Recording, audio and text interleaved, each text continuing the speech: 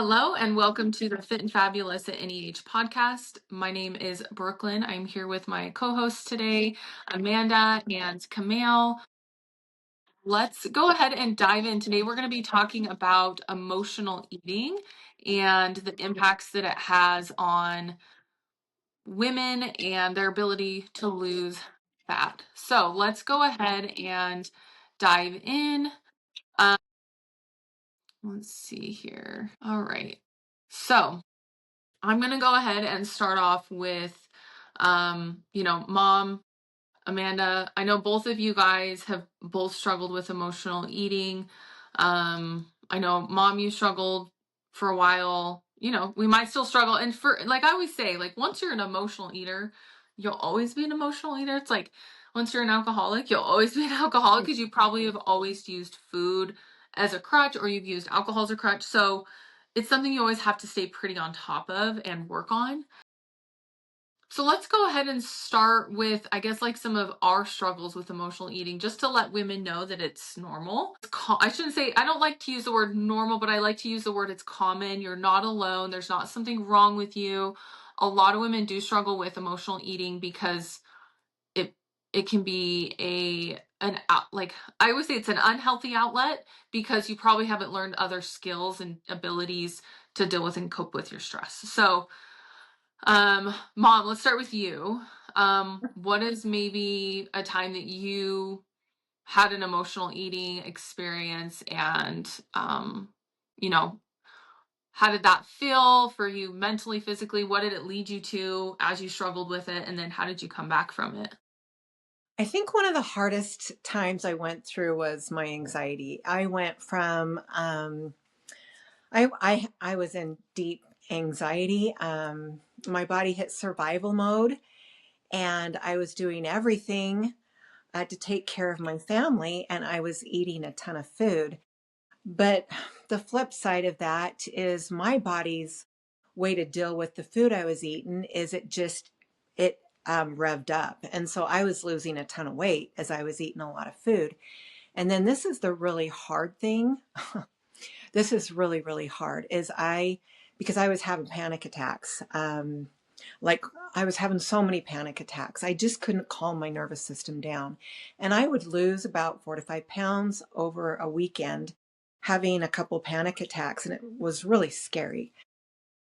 So I got put on medication. I got put on anxiety meds. And that was really hard for me because my body normally ate the food up. And so then all of a sudden my body came to a complete halt. And I was pretty numb to emotions, which was really good there for a while. But my body stopped eating up all the food I was eating. And so I was starting to gain weight. I gained probably about 45 pounds. And that was really depressing. And it was the medication, but it was really, really hard on my ego. And it's like I needed to calm my body down, but that was really hard. And I just remember eating so much food. I would go in the pantry at night, I would eat, and yet I was so numb to everything. And so that was really hard. It took me about a good year to really notice that, oh my gosh, like I'm gaining weight. I'm really gaining a lot of weight. And I think a lot of women identify with this because anxiety is, it's just what we deal with in our lives. Like it'll come up situational, and some of us have it throughout our whole lives, and some of us it's very situational.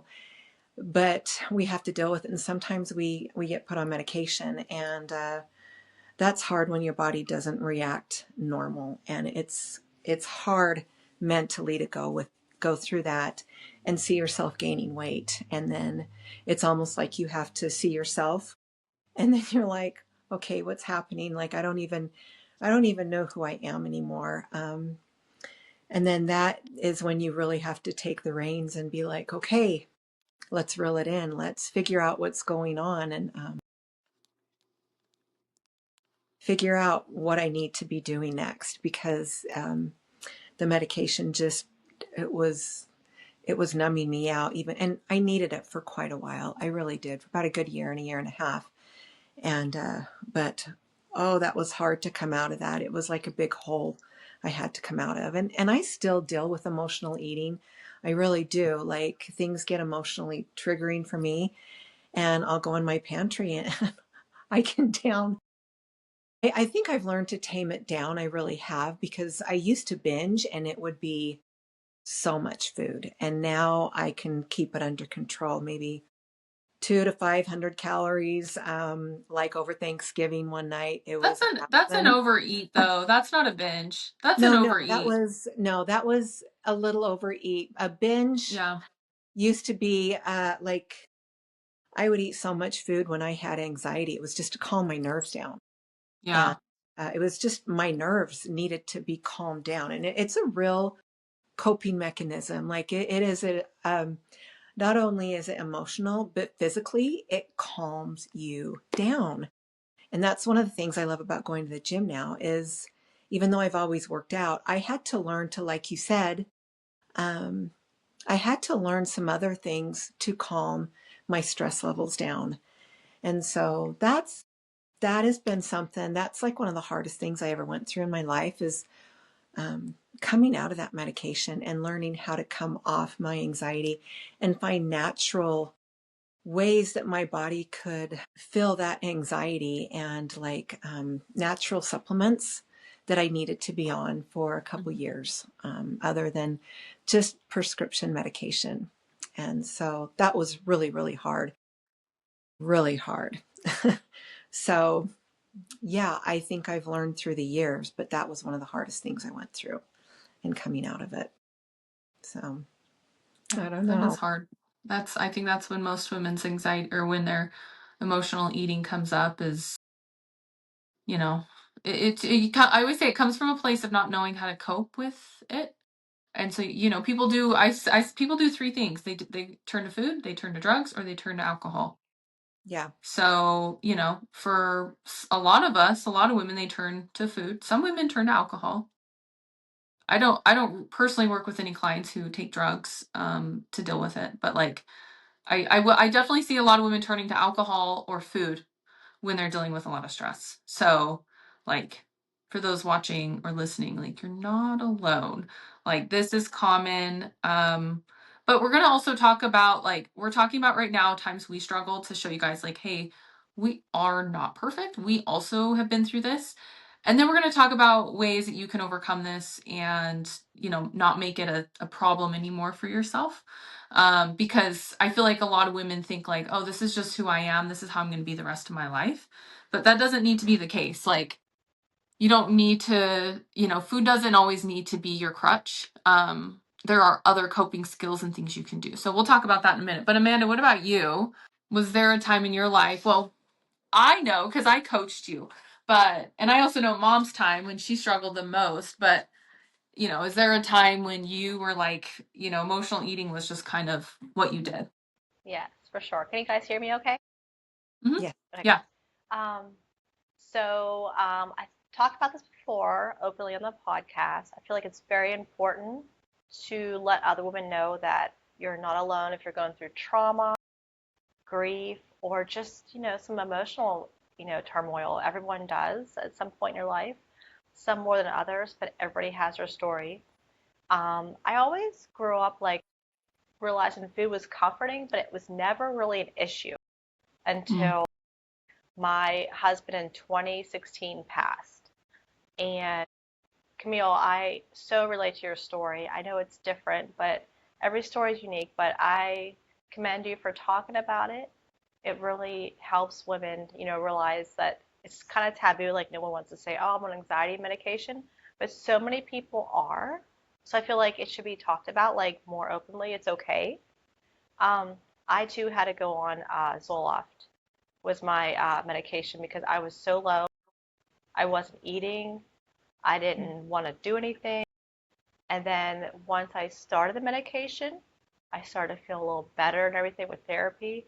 But then it kind of went to the point where I needed something else to like, like that outlet, like Brooklyn said. And I started eating. And I didn't really, wasn't like super intentional. I don't think it ever really is. It's not like I'm going to go eat as much as possible to feel better.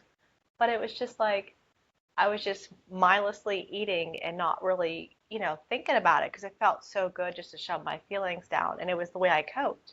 I was never a drinker, nothing wrong with it, just never a big fan of alcohol. Never smoked, never tried drugs. So I figured, well, what's the harm in just eating what I want when I want? I used to always kind of track, like loosely. And I was to the point where I was like, I don't really care. As long as it makes me feel better, I'm just going to keep eating and doing what I want. And it wasn't until I went to my one doctor appointment.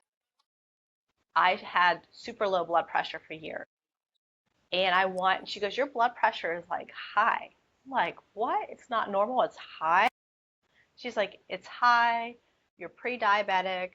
All your vitals are like changing. And it really shocked me because growing up, my nickname was Bones as a kid. I didn't eat anything. I was very picky, that particular kid. Every mom has one. I was her. And so like I'm not naturally like overweight. So this was all just from, choices I made. So it was even like worse because I was like, this was from things I did. It wasn't even like genetic. And so I was like, what am I doing? Like, no wonder why my energy is down. I'm tired after work. I was a daycare worker, so I worked in the 1-year-old toddler room, which I love. They're just like, they actually like kind of brought me back to life after my loss. They were just so sweet and innocent.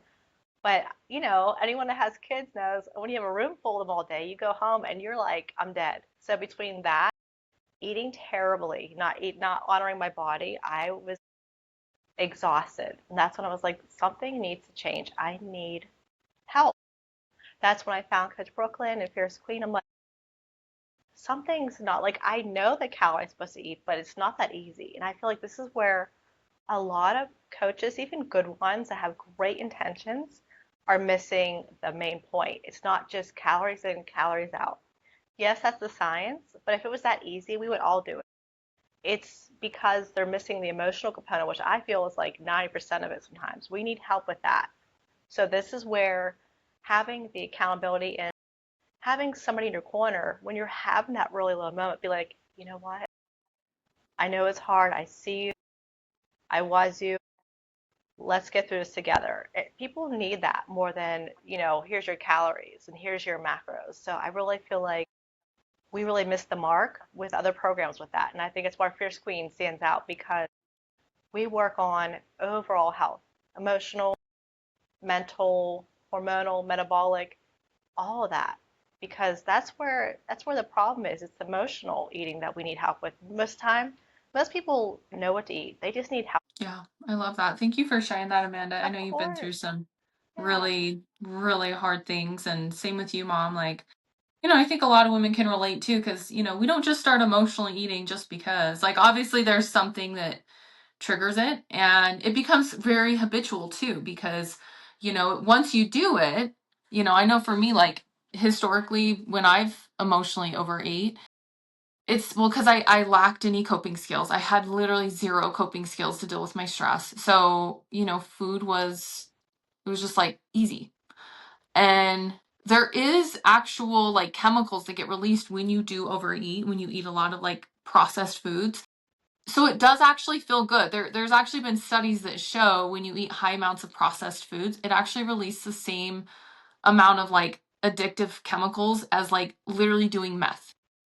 Like I always like to remind women that if you did it, it's okay. Like, but now it's like recognize it and then, work on okay, why does this keep happening? Why do I keep turning back to emotional eating? Emotional eating is a stress response, clearly, right? Like for you, Amanda, it was anxiety. For Mom, it was anxiety. For me, I mean, I can name a million times in my life where I've turned to food. I don't know, I'm trying to think, like probably when my son was a baby. That was even now, like to this, I will say, like to this day, still, if I'm feeling stressed out or anxious, for whatever reason, the first thought in my head goes, oh, just go have some cookies, you'll feel fine. And it's because it's something I did for like years and years and years. So I always say, like, it's not something you're going to overcome immediately. And it's not something that's going to stop just because you're working on it. It's something you have to continuously and consciously be on top of. Um, It gives temporary comfort. And I always like to remind women, because I know for you, Amanda, you had a coach tell you, basically told you just lack discipline. I've also had other clients tell me that they worked with a coach who told them that they just didn't have enough discipline. That's that's a bunch of bullshit. Like, if your coach tells you that and you're struggling with emotional eating, that coach is not actually coaching you. Maybe they struggle with emotional eating themselves and they don't know how to overcome it, or maybe they've never dealt with it, so they don't know how to help you with it. For those of us who have struggled with it, we know like how real it is, and how challenging it can feel, and also like how defeating it can feel. So let's talk about like the loop of emotional eating. So what I typically see why women struggle with emotional eating is, you guys mentioned your anxiety, right? The anxiety induction, or just like big life things that are coming at you. And then after you usually go through that, what do you do after you binge? You restrict, right? What does restriction usually cause? Another binge, Mhm. and then a restriction, and then a binge. And then it's just like this never ending loop and this never ending cycle. And this is where a lot of women get stuck, is they think, oh, I just need to do another diet. And it's like, no, no, no, no, no. You don't need to do another diet. You need to work on your relationship with food and why you keep emotional eating. Because if you keep doing another diet and another diet, you're just slapping a band-aid on a broken bone. Exactly. I love that. I love that you said that. I feel like 100% because, like I said, I feel like everybody, it's glamorous to be like, oh, this is your calories and you're going to lose weight and look like this person, but it's not glamorous to talk about, the mental health aspects. I feel like it's not talked about or put out there a lot because it's not, something you want to hear and it's not a quick fix. So, but it's the forever fix. So I feel like this is where like you need that deep health coaching where somebody knows your triggers and will be able to help you for the next time. And it's not going to be overnight, but the feeling when somebody gets you and understands, okay, this is a trigger coming up. How can we do this better next time? Yeah. And you do better next time, like it's phenomenal. Especially like Coach said, you start to label yourself. I'm a binger. That's just me. I overeat. I'm an overeater. But Yeah. then you realize that's not true. That's just part of your story, and you can change that today. You can get the right coping skills. You can work with the right people, or you can get someone in your corner who understands, and it won't be a forever thing. Because I was like a closet binger. Like it was terrible. I would come home, my husband would go to sleep, I would go in the cupboard. I think a lot of women could relate, and I would just go to town. And it was a couple things.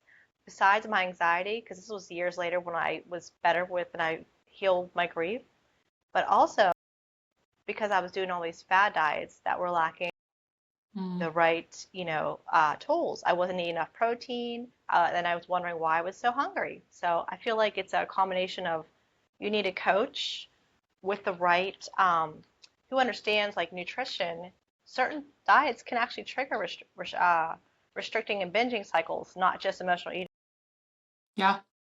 Which, if you're already dealing with emotional eating and then you go to a strict diet, like you're just literally pouring gasoline on a fire. Like you are just making things so much worse.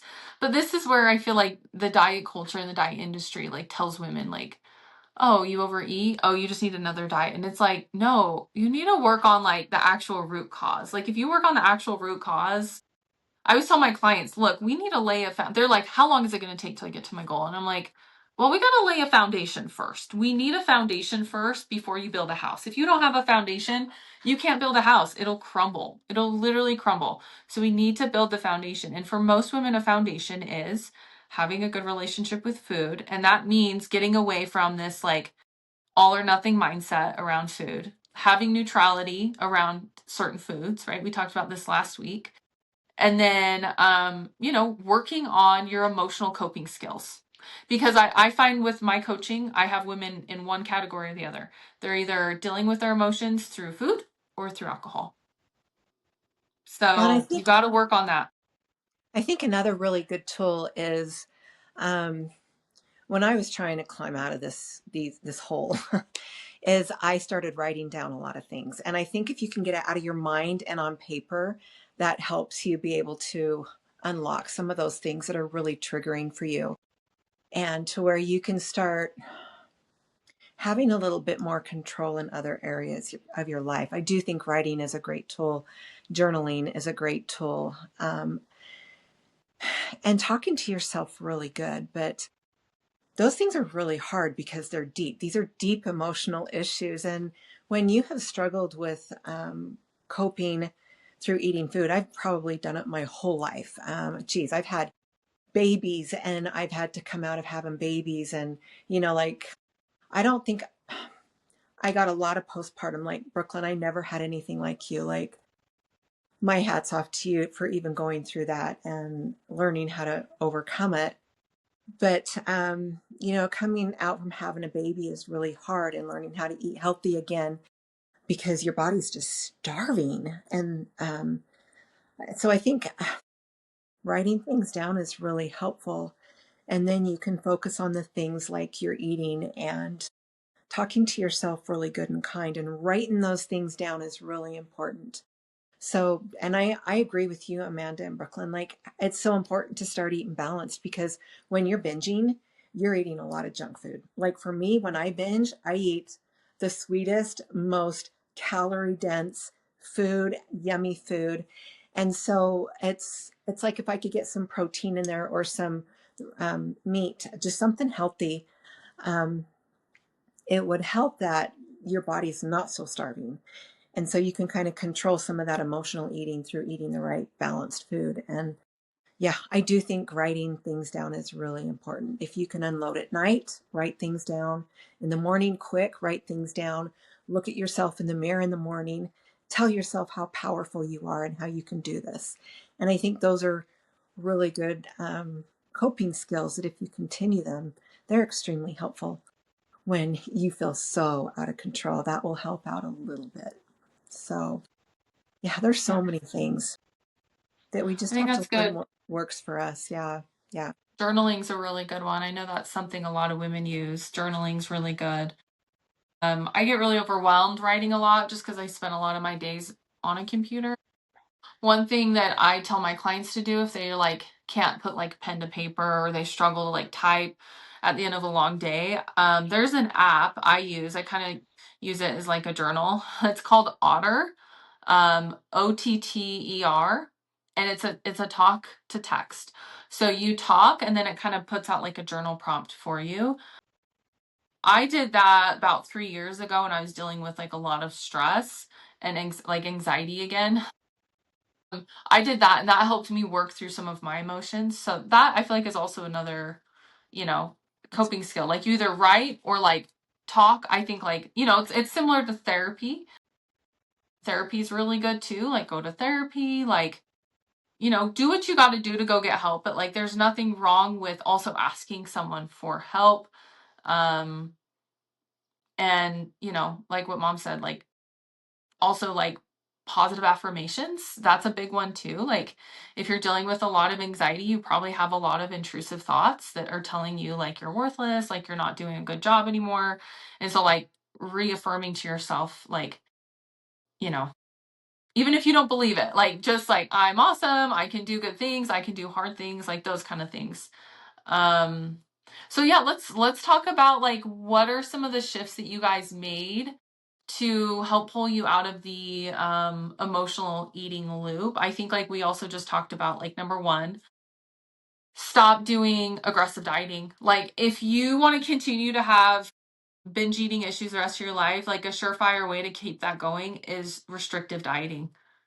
Like, and that means like having a diet. I always say, if you have a coach or a program that gives you a list of foods you can't eat, that's a really good way to like make sure that you are locked into binge eating for the rest of your life. um, because there's so much restriction on yourself. Like, you can't eat those. Even when I'm in the depths of my prep and I'm getting ready for a show, I still eat chocolate every day. But when I was at my highest weight, when I was struggling the very most, I was telling myself I couldn't eat chocolate. Right. So that's step number one. Step number two is like finding different coping skills. Actually, I would say like step number one is like realization and recognition that you're actually doing it. So I'd say step number one, like, oh, I binge eat or I over consume on alcohol. I feel like they're both very similar. Step number 2 is, stop restrictive dieting. And then step number 3 is like finding um, better outlets. So let's kind of talk about, I want to talk about not only the outlets, but actually I think maybe the next one would be like self-talk. Because even if you have good outlets and you had a binge moment, if your self-talk is really poor, you're going to go right back to it. So let's talk about that. Like, what was the change you guys made with the emotional eating, with the self-talk?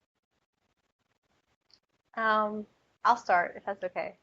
So I work with Coach Brooklyn and Fierce Queen.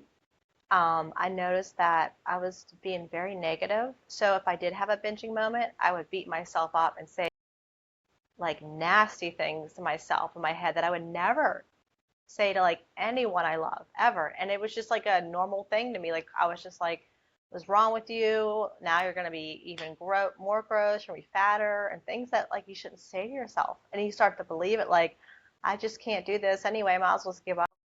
And it wasn't until I started working with a coach and having support that I realized everybody has those moments. And if you wouldn't say it to someone you love, you shouldn't say it to yourself because that really can like that could change like how you like think every day and it could change your mindset and if you believe you can do it or not. That's huge. It's powerful. What we tell ourselves is so much more powerful than we realize.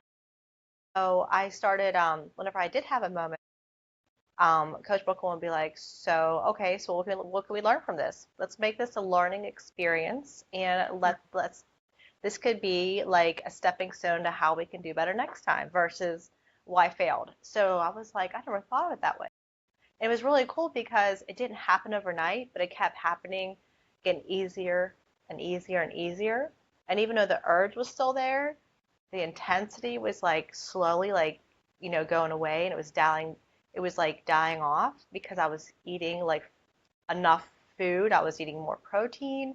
I was fueling my body. And the best part, I wasn't restricting my favorite foods. I've eaten chocolate every day. I don't know if you say Yazo bars. Some people say Yeah. Yazo. I eat one of those every single day pretty much. And I fit those in my plan and I plan for it. So I know I'm having ice cream when I'm done after today and then I get to enjoy it and still be losing weight because, if you know how to do it right and you have someone helping you, you can totally do that. There should be no foods off limits unless, of course, your gut doesn't agree or you have like an issue allergy wise. But if you're like she said, if you're on a program like you shouldn't eat this, this, this, and this, and you're already a binger emotional eater, and then the kicker is the coach, they don't realize they blame you if you fall off. And I'm like, well, you're kind of setting them up to binge even more because you're telling them these foods are bad. Now Yeah. you're making these foods like morally good and bad. And that just is like a whole new level. And now they're like on a pedestal. So you got to take no foods are like better than others. They just fuel your body differently and make you, get closer to your goals. But no foods are bad. It's like so when people say you shouldn't have a donut ever, you shouldn't have a cookie. I'm like, why? Like if you have one, Yeah. is it really gonna make that this much of a difference? I don't think so. No. If And to anything, have it'll something to, amplify. yeah, well, just to have something to look forward to every day, that's Yeah, huge when you're trying to lose weight. Yeah. Like to look forward to that cookie or that chocolate or that Yazo bar, whatever it's called. And that's huge. And then you can like accomplish it. I think that's such a big deal when you just like the first little win that you have, those little wins are huge. Every teeny tiny little win just keeps you going up and up. And that's so cool. You had Brooklyn help you through that, yeah. Amanda. It's That's yeah. so It cool. really it turns your power around because you felt like It you does were turn your power around. powerless. The food controls you and your mind, and then you quickly like realize that was just how I was perceiving it because I wasn't taught the right tools and the right support and the right guidance. And actually, I'm in control. I just have to like, tweak a few things. Yeah, Yeah. it's like anything, like when you're at the gym and you learn how to do something and you learn how to do it right, and then you can do a little bit heavier weights. And those are huge wins. Those are just Yeah. huge. They do. I mean, they make you feel so good about yourself. And once you feel that, like you can keep going with it. So, Yeah. It's so motivating when you're like, I could eat this every day. I could do this and not binge because I'm not restricting. And you realize the problem's not really you, it's the approach. A mhm. lot of women are stuck in the before, though. A lot of women listening to this are like, I get a lot of messages. Well, how do you not binge? How do you not blow up and gain a bunch of weight after shows? And I'm like, because I've worked on my relationship with food. It's how I'm able to compete and stay lean and then come back from competing and not blow up and gain, because a lot of women will get done competing and they'll gain like 30 pounds. And it's the same approach because they're still following really rigid, strict dietary rules. I don't follow dietary rules. I follow my rules. Like, I eat foods that feel good and fuel me. And so, if you're struggling with binge eating, number one, like, you're not alone. Like, you're normal. Number two, like, stop following diets that are really restrictive. And I'm talking about, like, if there's a list of foods that you can't eat, that is a red flag and you need to discontinue that. You need to work with someone who, like, I will never ever work with a coach who gives me a meal plan. Like, there was a point where I was looking for like a new prep coach, and every prep coach I was like looking at, they were all like meal plan based, and I was like, barf. Like, that's going to set me up to binge, and that's going to set me up in like 3 years from now, or even a year from now, or 6 months from now, to binge, because I like tracking macros because I can be flexible with what I eat. And then from there, like, let's talk about, with a lot of women, maybe common patterns that we see of maybe why, and when they start to binge eat. I usually see it's like in the evenings, right? When they're overstimulated, after long emotional days, and then after like really hardcore restriction dieting, and then PMS. So like in their luteal phase, so about a week before their period. Those are the kind of the common ones that I see with clients. So what about you, Amanda? What do you see? Great question. I see all those as well, especially if they are emotionally tapped out, like if they're on autopilot after a long day at work. They come home, they gotta be on for their kids and their husband or whatnot. So they got to walk in the door and just be on again. They're already exhausted. They don't have any time for them, so they're just on edge. And it's just so easy to cope when you open the cupboard and just grab something because you're tired, so your body's craving energy, so you're Mm, craving sugar. And um, I find a lot of times women beat themselves up, the more they do, they don't understand that, like how to like reset how you talk to yourself. Then it just keeps going because they're like, oh, I already failed. I might as well just keep eating throughout the entire weekend because I already blew it once, like one meal. And yeah. I'm like, no, like look at everything you Yeah. did. Like I tell our clients, look at everything you did Monday through Saturday morning. Like you were amazing. You did this, you did that. And just because you had one moment, like we're so easy to be like, well, I just screwed up. And I'm like, what about the 18 things you did this week that I can name off right now by looking at your apps and what you told me? And Yeah. they're always, it's so funny. Women are so hard on themselves So hard. that it's like sad. And I feel like It men, is like, sad. not all men, but I feel like husband, like if you have a husband, you understand, like they do something, they're like, yeah, I did that. I'm pretty awesome. And I'm like, and meanwhile, I I'm don't like, understand that that. one thing I forgot to do, and I'm like beating myself up. It's crazy how different. And then I think moms are even harder on themselves. I see Yeah. my sister who's a mom in Brooklyn, and like they do so much for their kids and sacrifice sleep and mental health and time and like so many things, but like they always focus, so we're so quick to focus on the one thing we didn't get done. Mm. And it's like we're human, like it's okay. You didn't get 8,000 things done today. You got 7,999 done, which is Mm. amazing. So we have to realize that we're gonna have, it's not, we might have a moment we fall off, it's when we fall off. That's when we need the support, and that's when we need the help with changing how we talk to ourselves. I I like love that. that. Yeah. Yeah, like, it's not if, oh, I always have clients who are like, I'm gonna be 100%. And I'm like, let's not like do that. Like, let's not put that on ourselves. Like, even me, I will never put I'm 100% when I do check-ins with my coach, because I am never 100%. Nope, me. Even coming into a show, I'm like maybe 90% on like my good weeks. But it's because I tell myself it's okay if I'm not 100%, because if I try to be 100% and I have an off day, I'm gonna say fuck it. And sorry, that probably just put us in the explicit category now for our podcast. I love that. And I'm gonna just throw my hands up and say, whatever, I guess I'll go to Crumble and, go get some crumble cookie and I'll just eat all 4 crumble cookies.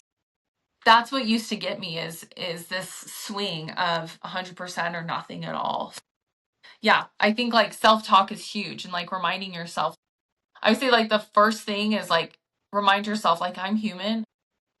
Brooklyn does this. Amanda does this. Camille does this. Like, I literally have clients who are like, there's no way you binge eat sometimes. And I'm like, well, I don't binge eat anymore, but I definitely have moments where I overeat. But I used to binge eat all the time. But the only reason why I don't do that anymore is because I've worked on my relationship with food.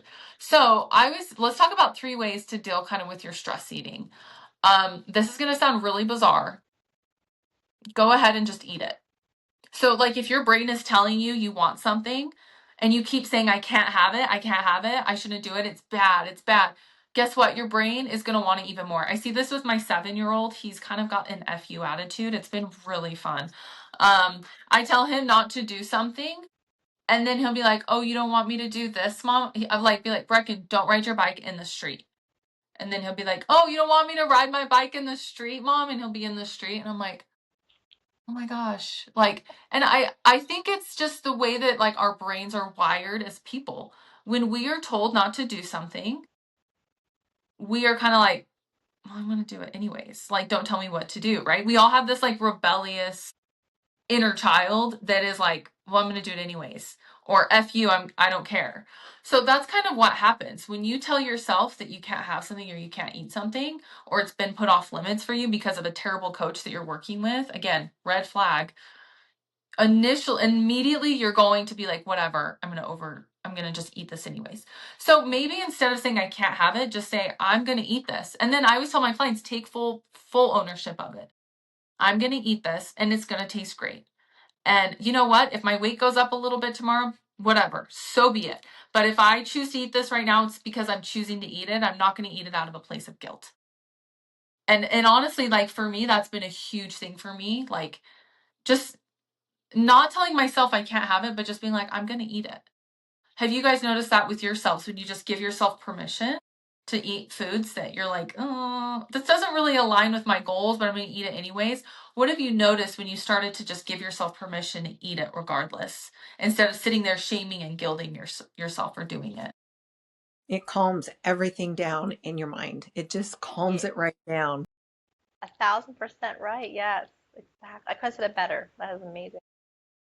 Yeah. Yeah, it kind of gets that like that negative voice in your head that tells you that you're bad and like you did something bad and like you're a bad person. It immediately gets that voice to go away because you no longer give that voice power anymore of like, no, I'm going to eat it and it's okay.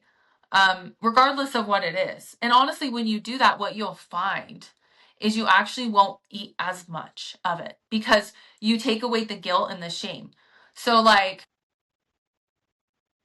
I see it with Brecken. Like he'll have friends come over to our house and I swear they don't have any sugar in their home or like any even like processed foods. They'll come in our pantry because I have like chips and like I don't know, what are they called? Crispy treats or whatever those are called, the sugar shit. And Rice we Krispies. have like Costco sizes of them, in our pantry. And these kids will come to my house and they'll eat like almost the whole box. That's not an overreaction. And I ask him, I'm like, what do you have? Like, do you guys not have this at your house? They're like, no, my mom doesn't let me eat sugar. My mom doesn't let me eat chips. And I'm like, well, yeah, if you're being overly restricted with these foods, as soon as you're able to eat them, you're going to go ham. So that's where like finding balance and like giving yourself permission to eat the foods you love. Um, let's see here. So that's Well, I like have step so number many. one. Oh, I have so many things going through my mind. Like I remember, like you, Brooklyn, like when you competed, like you used to overeat when you came off of them. Well, I had to learn that the hard way too. My first competition, I remember the food was so gross, like so gross, and it was like chicken, rice, and then it got worse as I compete. Like I was getting close to my competition, fish, rice, and it was cold, and I just remember getting done with that. And I, that day home, I came home and I actually went to Pizza Pie Cafe and I ordered a whole dessert pizza myself, and I ate half of it on the way home. And I really continued that for like 2 months. And I just, I was starving. And so that's been something that was like 6 years ago. I have learned to work through over the years. And I'd always like, yeah, now I just eat what I want and I eat it and I'm okay. Like now when I compete, I don't need to binge anymore just because I eat what I want. And then I'm okay.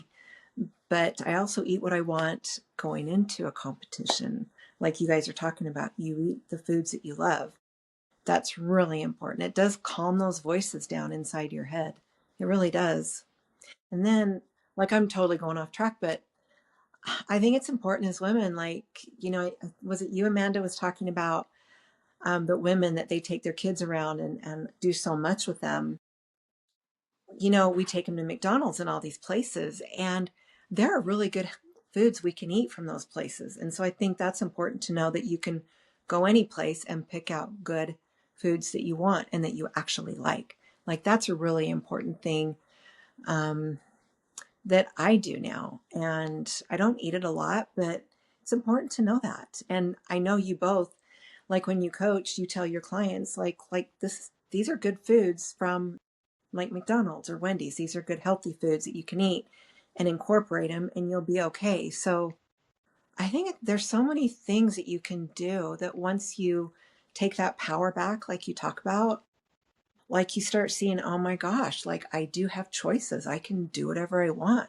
I just need to put it in the right direction, reframe it. And so, yeah, totally off track, but so many things going through my mind about that stuff. Just so I many don't think ways that was to off do that. track. I think that that was No. on track because you Yeah. talked about how, a lot of women when they, you talked about competing, but let's relate it back to like the average female.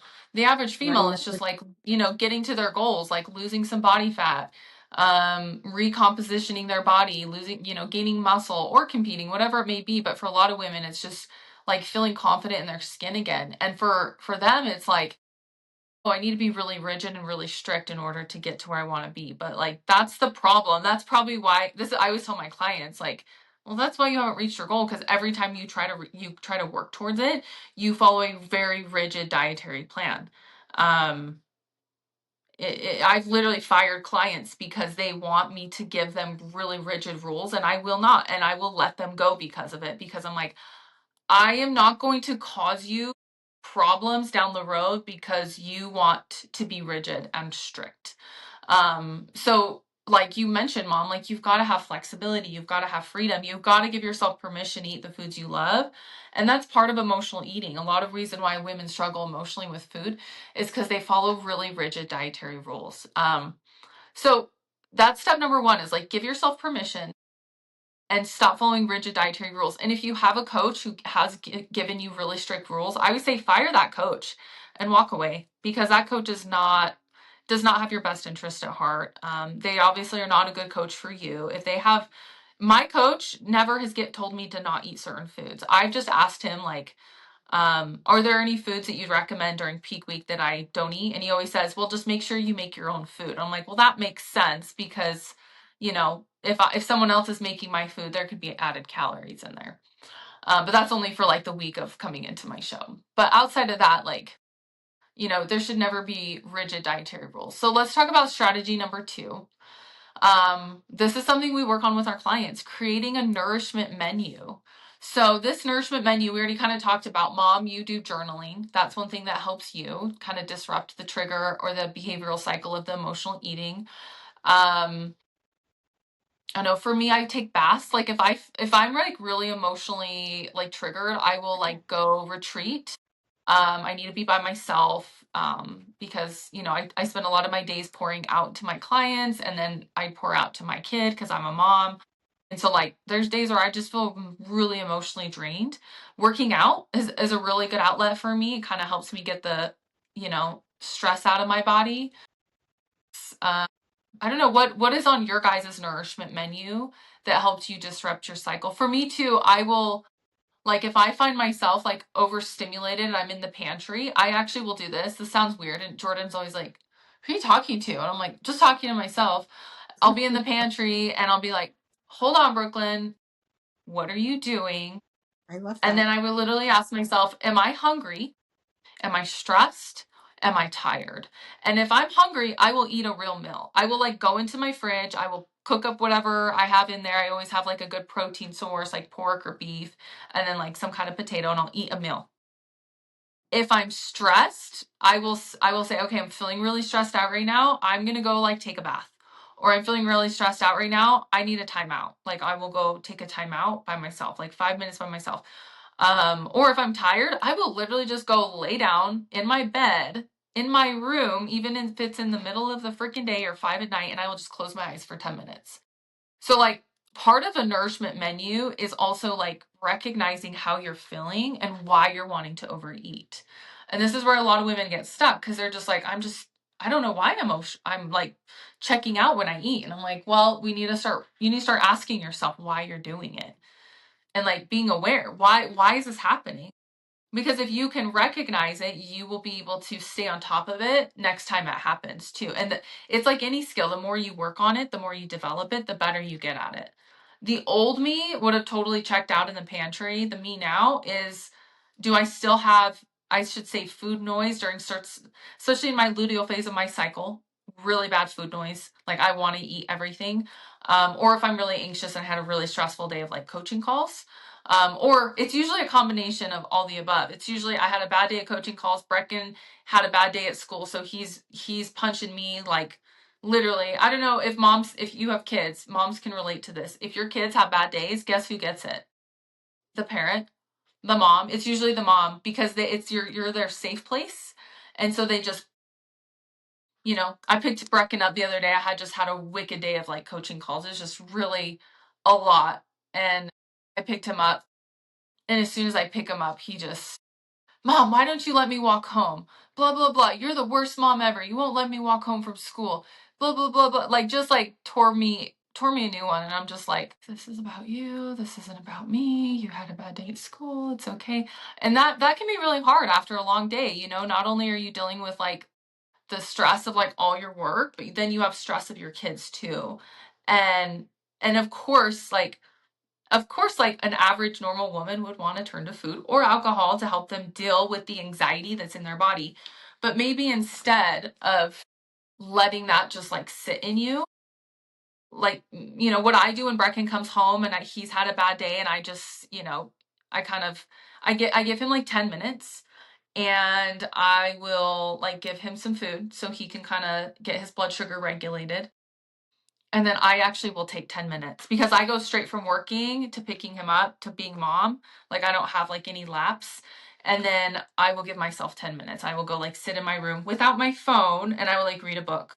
So sorry, that was like a long like nourishment menu response. But for women who are struggling with coping skills, recognizing what's triggering you and then having a nourishment menu to help you refuel. So what do you guys do that help you disrupt the behavioral patterns of emotional eating? Camille, I'll let you go this Well, I remember even Brooklyn saying this. She went tanning when she was getting really close to competing, and it was just to get her out of the Yeah. house. And I thought there are certain I need to things do that we that. can do as women that really it helps the vitamin D in our bodies. It just helps. There's something that happens when we go tanning. We get warm. We feel good. We feel like we're doing something. The tan feels good on us.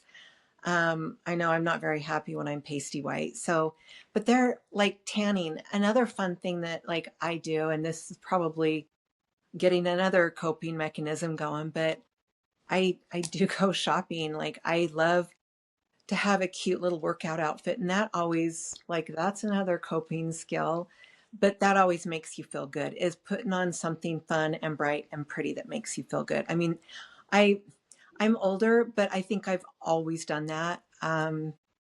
If I feel good, if I put something on, if I go out, I'm just happier. So that's something that it's just part of who I am. And it has really helped me to get out of the house, feel cute, go do something else, get out of the house. And it's hard when you have little kids because you don't have that option. But sometimes just getting dressed and um, Like when I'm really tired and I get back from the gym, I can be really tired and I'm exhausted. And I'll just sit there and I'll eat and I'll be like, after a while of doing that, I'm like, okay, get up, get dressed, go do something, go move. And I'll feel better then. And so a lot of it's just getting up and get out of your comfort zone because that will only just make it worse and worse. So you'll just sit on the Yeah, I couch. think that's good. Like, just disrupt the cycle by getting out. I tell a lot of my moms to do this.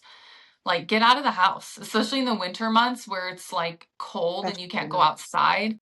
Like, I do that too. I will go, like, if I'm having a really bad high anxiety day, because I work from home, so I'm literally home all freaking day. Like, sometimes it's really hard. And I work with a lot of women who also work from home or they're stay-at-home moms.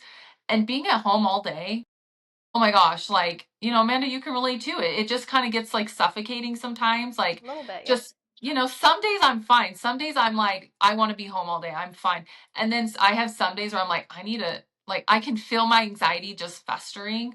And so I just will, just to disrupt the cycle, I will go walk the aisles of freaking Target. I will go walk around like TJ Maxx because I live in a little kind of town. There's not like a mall. There's like a mall like 20-30 minutes down the road, but like, you can go to a store and walk around, and that sometimes helps. That's what I tell my moms to do. But I know sometimes, like when you have little kids, it's hard. This is what I started doing with Brecken. This maybe helps some moms.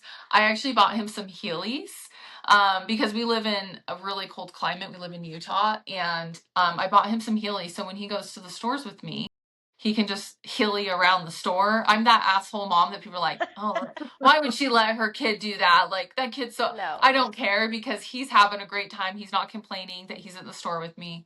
So that's something I started doing, and he'll ask me in the winter months like, "Mom, can we go to the store? Can we go to Target? They have the best floors." I'm like, "Yeah, I love Target. Of course we'll walk around Target." So that's one thing I do too, Mom. I'm not a shopper like you. I won't lie. I don't love shopping. It honestly, I like it sometimes, but I'm not, I get really overwhelmed because of the choices and I shut down. And then I'm also very cost driven. So I'm like, oh, so I will go to the stores and walk around and it just kind of disrupts the cycle for me. So what about you, Amanda? What do you I do think to disrupt? what both of you said is perfect. Disrupt the cycle, get out of your comfort zone. If you work from home, you're by your pantry all day. Even if you have good choices, sometimes, I mean, you can still overeat on those. And I catch myself too, working from home, especially the winter months, like now, East Coast, it is like 20 degrees out.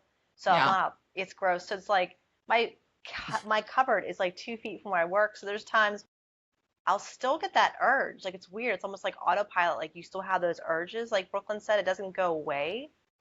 And I'll like go in my cupboard. I'm like, I'm not even hungry. Like I'm No. completely full. I had a lot of good protein. Like I had my sweets. I'm like, why am I doing this? Like I don't even want this. It's weird. And then you catch yourself more and more. And yeah, I notice like if the days I get out and I just get in the car and go, maybe just go do a grocery run or go to the mall with my little sister, like it's amazing how like just getting out of that like your routine sometimes just breaks that what like your thoughts up as far as like eating. And like I don't even think about my cupboard anymore. I don't even Yeah. care what's in there. It's so weird, but it's like I could care less. And like 3 hours go by, and I'm like, oh, I hadn't even thought about like what's in my fridge. But it's funny when you're there, especially moms that have to be home a lot with their kids. Like you said, the winter time, it is It's hard. hard. And if you're stressed and your kids are screaming, or they're having a day where they're crying or just not, like my sister, I have a niece and nephew I adore more than anything. But they're 7 and 3, so 7 like Brecken, my nephew, so he's very much like Brecken, like he's sweet, most kindest soul. But when they don't get their way sometimes, and they test the waters, my sister's like, look, I'm done. She's like, I'm eating Tantrum, everything in I the won't pantry. lie. A 7-year-old tantrum's a lot harder than a 3-year-old tantrum because a 3-year-old you can pick them up and take That's them what out she's, of the area. When they're 7 and they're throwing down, their Brecken's like 70 pounds. I'm like, I literally can't. I can't even hug him because he's like freaking out. So yeah, I think disrupting the cycle is getting out of your house, getting out of your environment, and then asking yourself like, okay, why was that hard for me? What was I dealing with that in that moment? So that I feel like that's a big one, disrupting the cycle, like my mom said, tanning, shopping, getting outside or going to a store, taking a bath. For some women, it's like talking to a friend, maybe going out like with a friend or something. Sometimes it depends on where I'm at. Like, to be honest, most of the time I don't want to talk to anybody when I'm having a really bad day because I've spent my whole day talking, um, working with women through their problems. So I'm like, I don't need one more problem I need to work on with someone. Like I need to just be by myself. So that's and sometimes it's just being by yourself. Like if you spend a lot of your day pouring out, a lot of my clients are moms who work. And so they're pouring out all day from their kids to their job. So they need to spend time pouring into themselves. Sometimes like for me, literally going to the gym for an hour. Like that's why I literally have a gym in my basement, but I actually go to the gym because I like to get out of my house. Um, yeah, and then I think like, lastly, just, being compassionate with yourself and being kind to yourself. Like, okay, we kind of talked about initially like having awareness around like your triggers, kind of like giving yourself permission to have it. And then having a nourishment menu. So I always say write down 5 things that you can do. Do like maybe 3 things that you can do that are quick and easy that are 5-minute tasks. So is that going up to your room, taking a bath? Is it taking a 5-minute break? And for a lot of my moms, it's locking yourself in your car for 5 minutes and just like being away from the kids. I have done that so much. And then like, or is it just like going to the mall or going tanning or going like just getting out of the house, going on a walk? And then lastly, like just having some self-compassion. We've already talked about this, but like remember, like if you're struggling with emotional eating, it's also really important to remember that the way you talk to yourself counts. And if you keep telling yourself like I'm such an idiot, like I can't believe I did it again, like that's going to keep resonating with you and you're going to keep sitting on that self-talk and it's going to cause you to go back to a cycle, right? I actually see this with my 7-year-old. It's so funny the similarities I have for my 30, 40, 50-year-old women that I work with and my 7-year-old child. And it's not that my women I work with are like immature or anything like that. It's just they never worked on how to talk to themselves kindly. They probably grew up with really negative parents, and parents who probably spoke really harsh things into their ears and were really harsh on them, or they are married to someone who is also harsh at them. And so they learn to just talk to themselves like that. And so I see my 7-year-old doing it. Like with any task, like cleaning. I was teaching him how to clean the toilet, okay? Because it's disgusting with boys. It's just so gross. I grew up in a house of girls and I'm like disgusted beyond belief, like all the time. And so I finally said, enough is enough. You're gonna clean the damn toilet. I'm so sick of this pee everywhere. It's so gross. And he goes, oh mom, I'm not good at cleaning the toilet. And I'm like, well, good thing you can practice because this is how you're gonna get better. You're going to practice and you're going to do it. Every time I see a pee stain, you're going to clean it and you're going to learn how to do it. But you just got to keep working on it, right? But a lot of women, they maybe had someone in their ears that told them like, oh, well, you suck. Like you're the worst. Like you're never going to get better at this.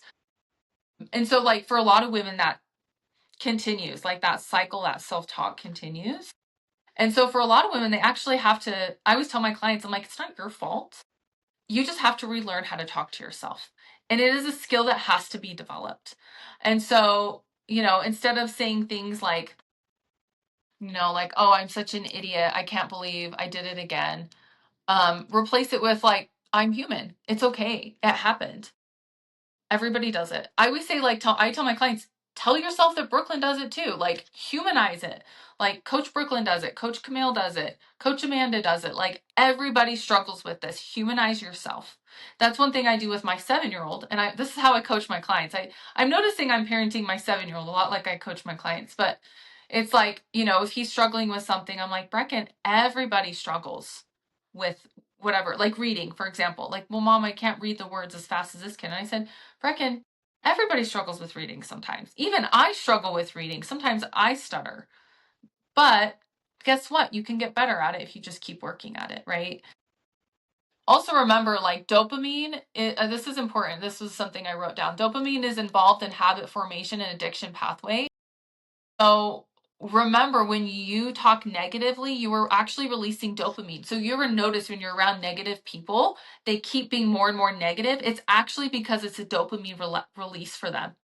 And so that's kind of sick, but it's true. So you'll notice as you speak negatively, guess what starts to happen? You'll continue to speak negatively. And it's like, I notice for me, Jordan calls me out on it. And I've given him permission to, but like, if you speak negatively, it's easy to continue to keep doing that because of the dopamine release in your brain. So the only way to disrupt that cycle is literally calling yourself out and being like, whoa, like that's not true. This is what's true. And humanizing yourself and being kind to yourself and being compassionate with yourself. Um, so one of the things that you can do is being mindful, like bringing awareness to like how you're feeling, the words that are coming up in your brain, acknowledging that like you're normal, you're human, everybody struggles with it. And then be kind to yourself. I always tell my clients, if your best friend was talking to you, or like your sibling or like your mom, and they said, I don't know, I overate, I'm an idiot, like I suck, I'm the worst. Like, what would you say? Like, that's not true. You're not an idiot. You had an off moment. It's okay. Like, just get back on track. Right? So why do we do it to ourselves when we just keep saying, I suck, I'm the worst? Speak to yourself. And also speak to yourself like you would a child too. Like, if a child drops something, you don't like totally scream at them and yell at them and tell them they suck and they're the worst and they're never able to carry anything again, right? You would be kind and just say, okay, it happens. Um, yeah, anything you guys wanted to add to that? I'm just trying. I actually was, oh, sorry. I was actually charged of the social emotional well-being of children. It's called Dinosaur Program, and it was teaching preschoolers how to regulate their feelings and how, like, through different stories and activities that they thought were just fun, but it was really actually helping them regulate their emotions. And I loved it because I feel like, I mean, yeah, like education's great and like how they do on tests is okay, but like the kind of person they're going to be and how they're going to cope with life really starts with the social emotional aspect. And it's funny because I was so into it, but when it came to myself for years, I had no problem bashing myself. So it shows you like how much we internalize when we make a mistake, but like we would never say that to other people. It's crazy. Yeah, that's true. Yeah. What about you, Mom? You were going to say something. Sorry. No, I was just thinking. I was thinking about, we all have people in our lives that we have loved that have spoke good to us. I've had two really good grandmas, and I tear up, but they were always really good to me, and they always spoke kind words to me. And so try to put somebody good in your head when you're thinking bad things that they will tell you, oh, you're beautiful. Oh, you're doing such a good job. I'm so proud of you. So try to put somebody in your head that replaces your words, because it is a lot of practice and it is a skill that I think I was really lucky in my life. I had really good parents, even though growing up was hard. I had really good grandparents that were always praised me and loved me. And before they passed away, I still remember every time I'd see them, oh, Camille, you're so lucky. You have such a beautiful life. Um, oh, you have so many good things that are going for you. Put some of those people in your head. Like you always have to take away a negative, but you have to replace it with a positive. So replace it with somebody that's always been a good mentor or somebody that's meant a lot to you.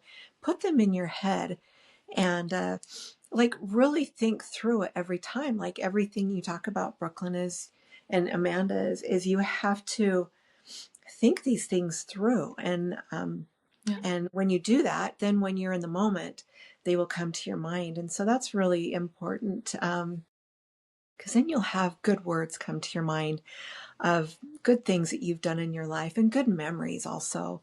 And so take a negative out, replace it with somebody that's been positive in your life and really work on that. That's a really good tool.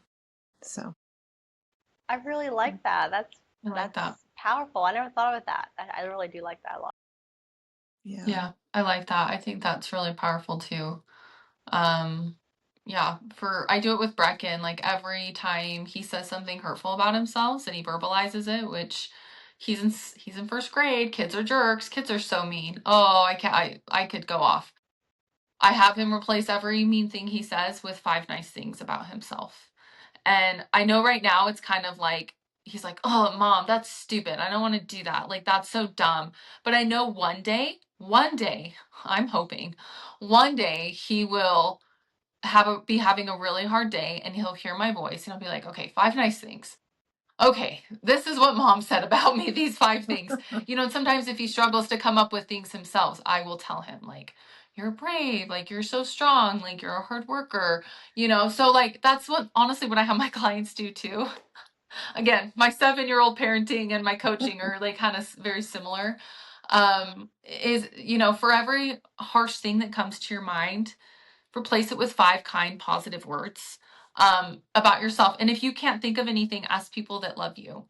Don't ask the asshole that is not going to say nice things about you, but ask the people in your life that love you and think you're amazing, right? Like, so like if I'm ever struggling, like, okay, mom, what are 5 nice things about me? Or like to my husband, what are 5 nice things you like about me? Like those kind of people. And then let that help you rebuild the kind words in your head. Because again, if you're stuck in a negative loop, you have to pull yourself out of the negative loop. And that's going to require you speaking kind words. So, yeah, to kind of like sum it all up, I think today, the biggest thing with emotional eating is just remembering like you're human. Everybody struggles. It's okay. But number one, like recognize that when it's happening. Number two, like if it is happening, like why is that happening? What's going on? What's triggering it? Number three, try to find a good skill, a coping mechanism to replace it with. Because once you can recognize why it's happening, then you can say, I always tell my clients, like, feel what it feels like in your body when you want to overeat. I literally will get like a voice in my head that's like, you should go eat like 10 cookies, you'd feel better. Or it's like a feeling, like I get this like urge to just, like, Mm-hmm. I know when I'm really anxious because I'll be like, Jordan, let's go buy some crumble cookies. Yeah. And he's like, do you really want me to go get the box of 4 crumble cookies? I'm like, what do you think? No, don't do it. you know so like that. And then what were some of the other things we just brought up, Amanda? I'm blanking out.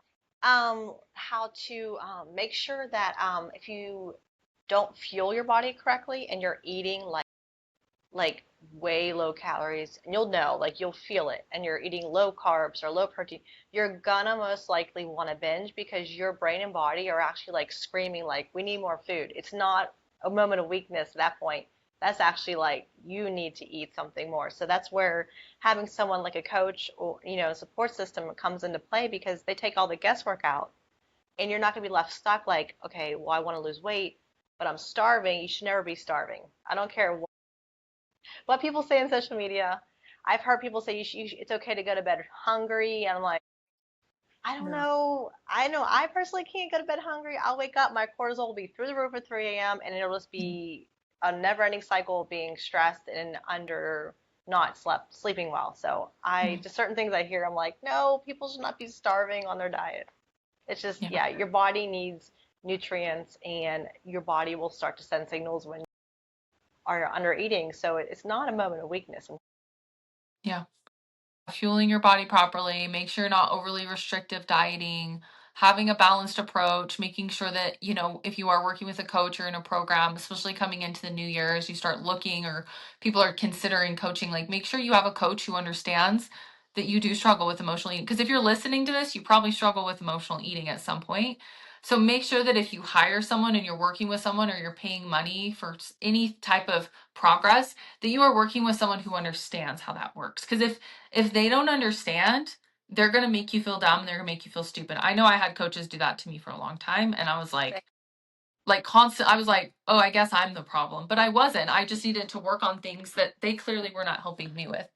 And then lastly, like I think just, being kind and compassionate with yourself. That's the biggest thing. Like, you know, Yeah. humanizing it, being kind with yourself, and Not sitting there in a loop of beating yourself up and just trying to, I don't know. I think honestly, at the end of the day, though, for what most women need, they probably, if you're struggling with emotional eating, you probably need to work with a coach. Like, this is what I will say, like, out of all the things that I'm good at, I'm really good at helping women with their emotional eating because I struggled with it for so long. I know exactly what patterns to look for with clients and to help them overcome it. And that's also, like, Amanda, you're also really good at it because you struggled with it for so long too. And I wish Dakota was on here too, because she's been coaching for me the longest. She also is really good at recognizing habits and patterns with emotional eating because she also struggled.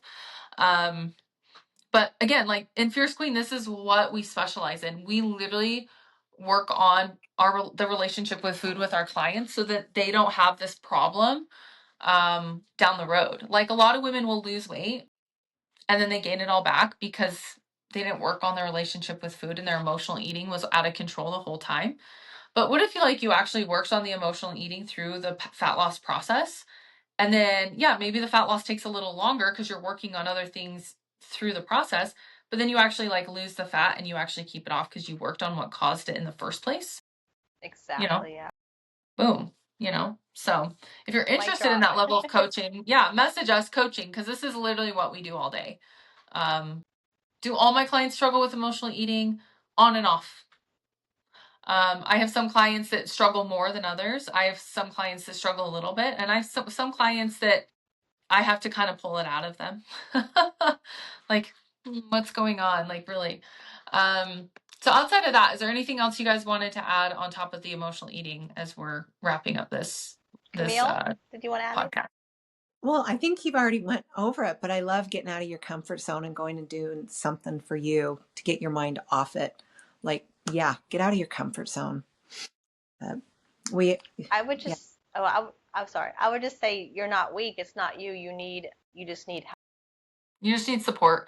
You just need someone who can also be that good voice in your ear, because for a lot of my clients too, they don't have any good voices in their ears. They or maybe in a relationship or a former relationship, or they're just in a place in their life where there's just a lot of hard shit, and sometimes having a good person in your ear to teach you these skills, because it is a skill that needs to be developed. If you've always struggled with emotional eating or it's a new thing to you, you probably need to work on it. It's a skill that needs to be developed, because for me, it was not a developed skill. I just thought emotional eating was normal. So maybe you just need to work on it. So yeah, like mom said, one of the coping skills she likes to do is getting out of the house. That's a disruptor. Um, but in order to find what's a good disruptor for you, I do think it always comes back to understanding what's triggering you, what's causing it, why is it happening, and then working with someone who can actually help you work through that. Because it's really intrinsic. Emotional eating is so intrinsic. There's no way I could write a book on emotional eating because I've never worked with a client who approaches emotional eating the same way. And we have to attack it differently for each female we work with.